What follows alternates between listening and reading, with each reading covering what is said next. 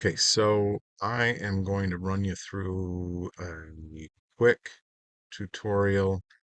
I looked on YouTube forever and ever and ever, and all the stuff I can find on PhotoDirector is pretty old. Um, so I decided that maybe I should start documenting some of the stuff that I do and throwing it on YouTube, maybe to help out some other people that are like I am. PhotoDirector has been wonderful for the kind of things that I'm doing. Um, and I'm not sure why there's not a lot more people out there doing it. I use PhotoDirector. I use PowerDirector for my videos and bought the suite from Cyberlink. So, but I've been at kind of a loss. I've been doing a lot of stumbling and fumbling around trying to find how to do things on here because there's not a lot of tutorials out there.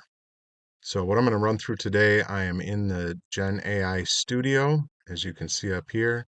I'm going to take an image that I used a different AI art program to create, and I'm going to extend it to see if I can get some different details and workings that I want to work with in um, the final image. But this is just the first step in a long process of steps that I take an AI art image and then move it through these steps in order to create a final artwork that's really personalized and really my vision of what I see.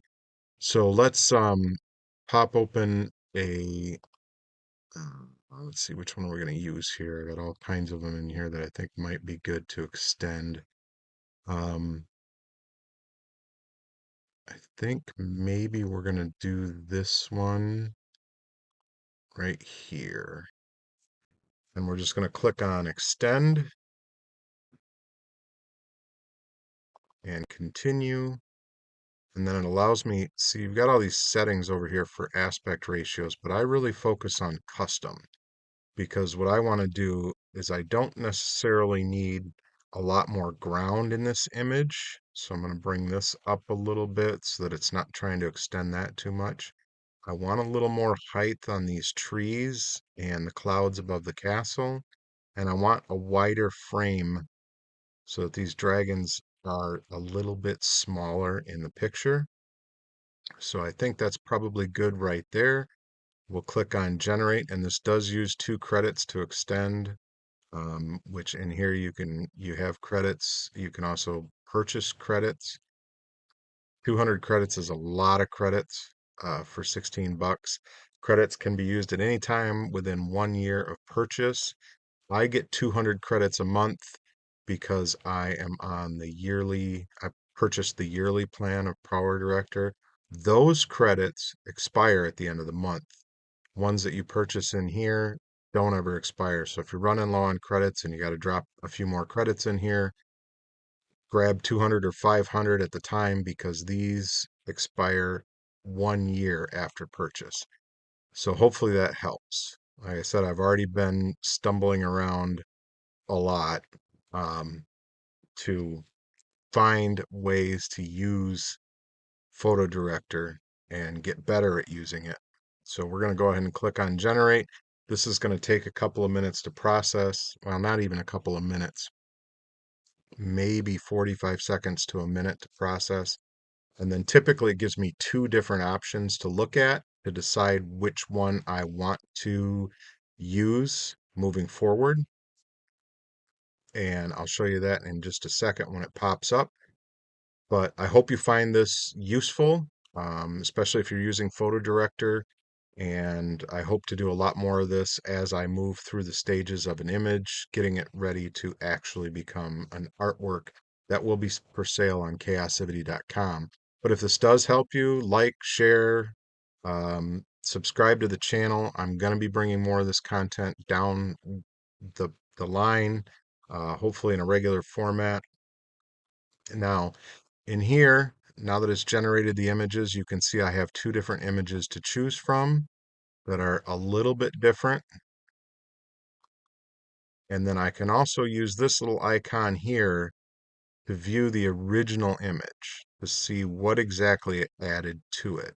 See this one popped in a little bit of sky, kept the color scheme, kind of extended this here. Um, didn't really extend much here and here.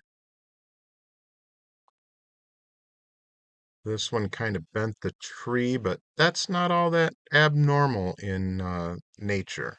Let's face it. So we've got some sticks down here. My main focus is up here with the trees and the clouds, because this image may end up being cropped slightly for, print.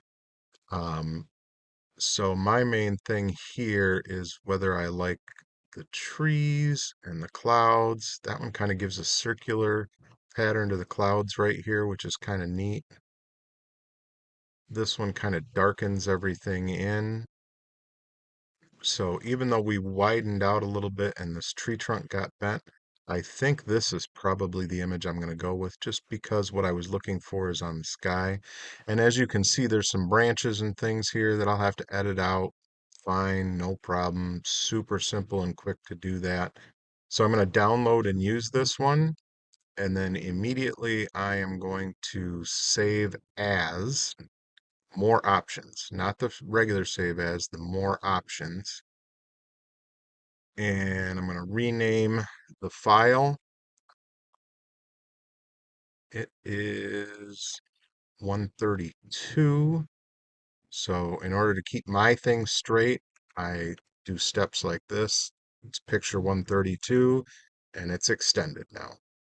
Now I'm going to scroll down. I do want it a PNG. I'm going to leave it as an sRGB right now because I have to change it to CYMK in order to do the edits according to print. And then it'll be resaved as probably Adobe for the final product. That's the super common RGB for print on demand or making prints yourself. But this is the important part. Somehow or another, at some point in time, I've had to resize several of these because this was checked and I'm not sure why. And it was giving me these little tiny 303 by 178 images that then I was like, how do I upsize this? And it was a whole mess. Keep original photo resolution. And we're going to export that real quick. And then I'll show you something else really quickly. That's all done. Skip my backup at this point in time. And I'm going to go back to the images and open them in Paint because this is a quick way to check um, the properties of the image. So in Paint, I can just click on Image Properties. It shows me the original image had a 120 DPI, which is no good for print. Got to be 300 DPI or higher, and it gives me the original width. So we're going to get out of that one, and we're going to check the extended one. And now one thing that PhotoDirector does that's awesome when you do an extension, it automatically changes your resolution to 300 DPI. So I don't have to change put this into another program and change the resolution on it.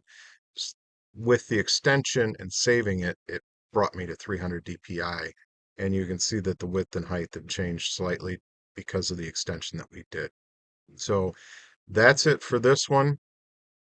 As you can see, I've got a ton of images that will be well, some of these won't be put through the process, but a lot of these ones that I generated over the weekend came out amazing. And I'll probably do a video on image prompting and stuff like that at some point in time. Um, but I've got a lot of work to do. So I will see you guys on the next one. And I hope this helped.